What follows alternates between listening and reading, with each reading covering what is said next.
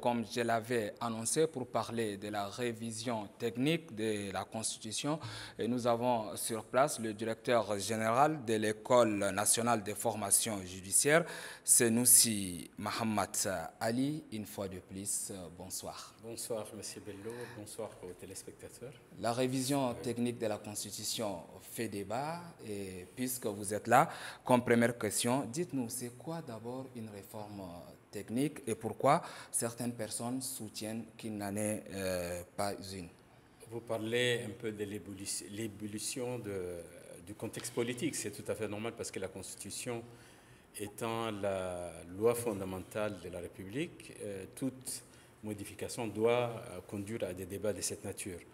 Il faut rappeler que la Constitution prévoit dans ses dispositions relatives un peu à sa révision qu'elle peut être révisée à l'initiative du chef de l'État ou de celle des membres de l'Assemblée nationale, du Parlement, pardon, et que cette initiative de révision devait être adoptée concomitamment par les deux chambres à la majorité de 2 tiers et soumis donc au référendum. Pourquoi référendum?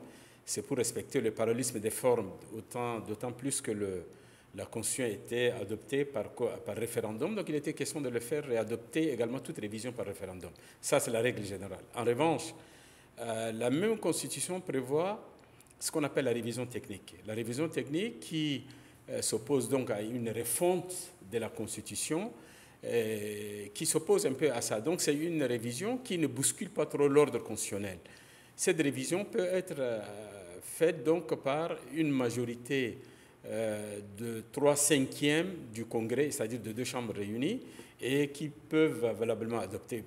Il faut rappeler 2 choses dans cette phase. D'abord que la Constitution ne définit pas ce que c'est que la révision technique.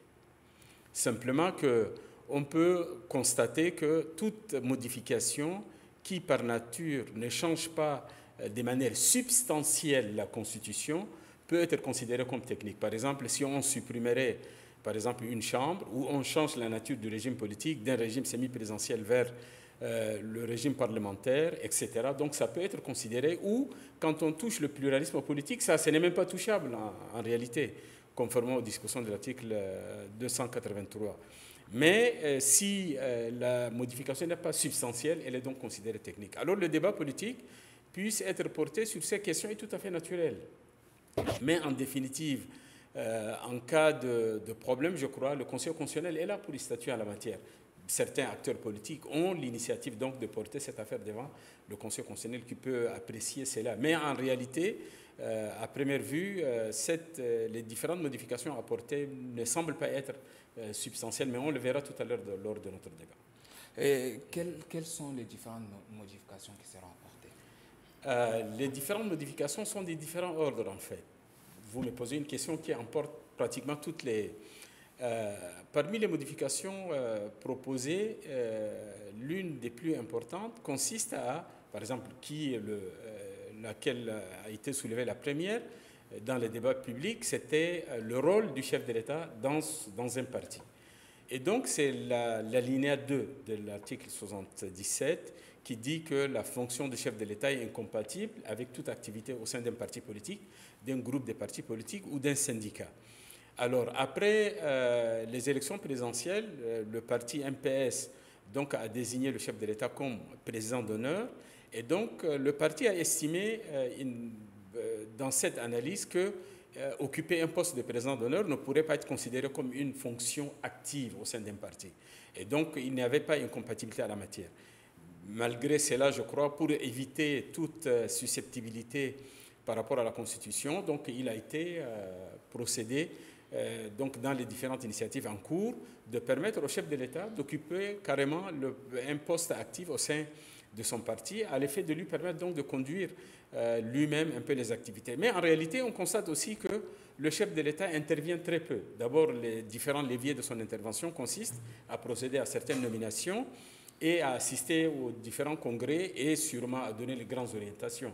Sauf que pendant les élections, donc le chef de l'État reste avec sa troupe, donc c'est tout à fait normal. Quand vous avez une campagne électorale, vous avez besoin de l'ensemble de vos soutiens, aussi bien le parti MPS que d'autres, pour mener campagne et donc d'avoir une certaine convergence de positions. Donc cela ne traduit pas quand même quelque chose d'extraordinaire, d'autant plus que dans différents pays, par exemple, j'ai cité tout à l'heure le cas d'Erdogan en Turquie, qui est à la fois président de la République, mais occupe également le poste de chef le président de son parti. Et donc il exerce à la fois, quand c'est nécessaire, comme un chef de parti, comme je disais tout à l'heure, pour orienter, donner, fixer les grands axes de son parti et mener campagne avec son parti comme un militant à part entière. Mais en revanche, quand il exerce sa fonction de chef de l'État, il s'en tient à cela et donc il exerce au-delà de tout, donc comme arbitre de la nation. Et donc, ça peut être possible comme beaucoup de pays l'ont réussi jusqu'à maintenant. Donc vous estimez que le fait que le président de la République exerce aussi comme président du MPS, cela ne va pas jouer sur sa gouvernance ou sa mission à la tête du pays? Non, comme je disais tout à l'heure, plusieurs chefs d'État exercent à la fois, même en Chine. Vous savez qu'en Chine, d'abord, il est chef du parti avant d'être chef de l'État. Et donc, il exerce convenablement les deux missions. D'autant plus qu'il y a les structures actives qui mènent l'activité du parti. On constate actuellement que le bureau exécutif du MPS mène les activités au quotidien. Le chef de l'État s'occupe de la présidence. Mais quand c'est nécessaire, il donne les grandes orientations pour que le parti puisse aider le gouvernement à traduire un peu dans les faits et assurer une certaine communication cohérente avec l'action gouvernementale. Ça se fait dans plusieurs pays. Pourtant, des voix se sont levées pour dire que nous allons, avec cette manière, vers un hyper-présidentialisme. Que reste-t-il pour le contrôle de l'action présidentielle? Sûrement que les propositions qui ont été soulevées n'ont pas été lues par beaucoup. Et moi, je ne fais pas le juridisme. Je traduis simplement les faits. Il faut rappeler que, pour l'instant, à l'instant où je vous parle, les différentes propositions qui ont été initiées concernant les attributions, donc les compétences du chef de l'État, il n'y a pas eu une modification importante, sauf au niveau de l'article 190 qui élargit un peu le champ de signature par le chef de l'État, ce qu'on appelle le décret simple, qui permet donc de nommer le tiers des membres du Sénat, les membres de l'ANCHE, de l'Agence des élections, les responsables au niveau de la présidence de la République et de la Haute Cour de justice, qui sont considérés par ailleurs comme les grands institutions de la République. Comme les autres grands sont nommés également par le chef de l'État par des décrets simples. Ça concerne un peu l'élargissement de son champ d'intervention qui ne modifie en rien ses compétences. Donc, son statut et son rôle dans l'échiquier politique et dans les institutions de la République sont conformes à la Constitution, serait bien conforme à la Constitution telle qu'elle, qui a été adoptée en décembre 2023. Monsieur le directeur général, comment garantir que cette révision ne touche pas aux principes intangibles tels que l'unité nationale, liberté fondamentale, pluralisme? C'est parce que l'article 283 le prévoit de manière explicite. Il cite, la Constitution cite de manière tout à fait restrictive certains domaines sur lesquels on ne peut pas transiger, on ne peut pas modifier. Par exemple, le principe de la séparation du pouvoir, le principe de laïcité, le principe, ou par exemple la nature du régime politique, qu'elle soit républicaine, et l'unité nationale, l'intégrité territoriale du Tchad, tout ça ne peuvent pas être modifiés. Si vous touchez cela, ça veut dire que la Constitution n'existe pas. C'est cela que dit la Constitution. Si vous touchez ce domaine, ça veut dire que vous supprimez carrément le fondement de la Constitution. Donc, ceux-là constituent les piliers et donc ce sont les points sur lesquels l'ensemble des classes politiques convergent pour les garder de manière statique et donc qui ne sont pas modifiables du tout. Juridiquement parlant, est-ce que c'est faisable de modifier juste 2 ans la Constitution après l'avoir adoptée? Il y a une analyse à la fois juridique et une analyse politique. L'analyse juridique dit que dans la Constitution actuelle, aucune disposition, je dis bien, aucune disposition n'interdit sa modification, quoique la Constitution a été adoptée, a été promulguée par le chef de l'État le 29 décembre 2023. Le 30 décembre 2023, on peut valablement modifier la Constitution. Aucune disposition dans cette Constitution n'interdit qu'elle soit modifiée après sauf à respecter les différentes procédures comme je viens de décrire, soit par voie de référendum ou les modifications techniques dans le cadre d'un congrès qui réunit un peu les deux chambres. Et donc l'opportunité, peut-être éventuellement on pourrait en débattre sur ces questions, l'opportunité de révision. Ça c'est une question purement politique. Pourquoi réviser maintenant? Vous vous rappelez qu'en 2018, La Constitution du Tchad a été modifiée lors du forum, puis modifiée en 2020, c'est 2 ans. Ça n'a pas fait trop de bruit parce que les gens estimaient que c'était légitime d'apporter certaines modifications. Ce qui va se passer maintenant également sera soumis au débat politique et les acteurs politiques vont édifier l'opinion nationale sur les différents enjeux de cette réforme. Je crois que tous les acteurs sont prêts et donc on suivra les débats. Et in fine, il faut rappeler aussi que toutes ces modifications peut-être ne pourraient pas prospérer. Peut-être aussi toutes pourraient prospérer ou certaines pourraient être modifiées dans leur contenu. Et c'est pour ça que ça devient intéressant parce que la commission mixte qui est mise en place est censée donc examiner, éclairer, apporter un certain nombre de plus-values et donc apprécier la pertinence d'un certain nombre de propositions qui sont faites et donc de proposer quelque chose de cohérent et qui ne bouscule pas l'ordre national quand même dans cette situation à laquelle le Tchad n'a pas besoin trop de problèmes. La question que tout le monde se pose, pourquoi maintenant? Pourquoi ne pas passer par le référendum, par exemple? Oui, je disais tout à l'heure que le référendum, c'est la voie idéale dans une réforme constitutionnelle ou dans une révision constitutionnelle à laquelle on apporte une modification substantielle. Mais maintenant, on dit pourquoi pas maintenant, mais on peut dire aussi pourquoi pas maintenant. Qu'est-ce qui empêcherait? Comme je le disais, puisque rien n'empêche, on peut opportunément estimer que c'est nécessaire d'apporter ces modifications très tôt pour que le rouage de fonctionnement institutionnel et démocratique puisse s'adapter plus rapidement à l'effet de permettre aux acteurs politiques de s'arrimer un peu avec la nouvelle manière de gouverner le Tchad dans le sens d'une nouvelle constitution un peu revue.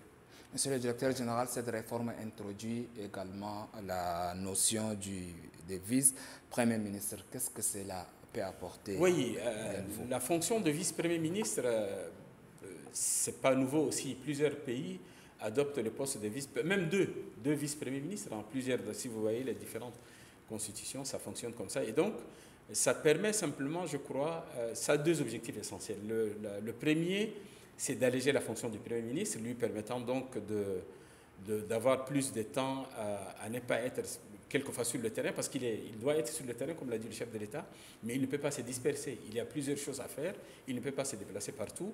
Et donc, au moment où le vice-premier ministre fait le déplacement, lui, il a le temps maintenant de coordonner l'action gouvernementale, parce qu'il faut aussi, au niveau du bureau, faire certaines choses avant de descendre sur le terrain, parce que tout le temps, ce n'est pas sur le terrain qu'on fait les choses, mais on conçoit avant d'agir sur le terrain. Donc, ça allège un peu la fonction du Premier ministre. Deuxième aspect que je juge aussi pertinent, c'est qu'il se peut que cette nomination d'un vice-premier ministre puisse permettre au chef de l'État un peu d'assurer une certaine cohésion nationale et régler certaines questions politiquement difficiles à gérer autrement que par la nomination d'un vice-premier ministre. Et donc, c'est à la vertu de cette démocratie qu'elles soient inclusives, que nos institutions fonctionnent en prenant en compte les différents courants politiques et les différentes personnalités qui puissent aider le Tchad à avancer.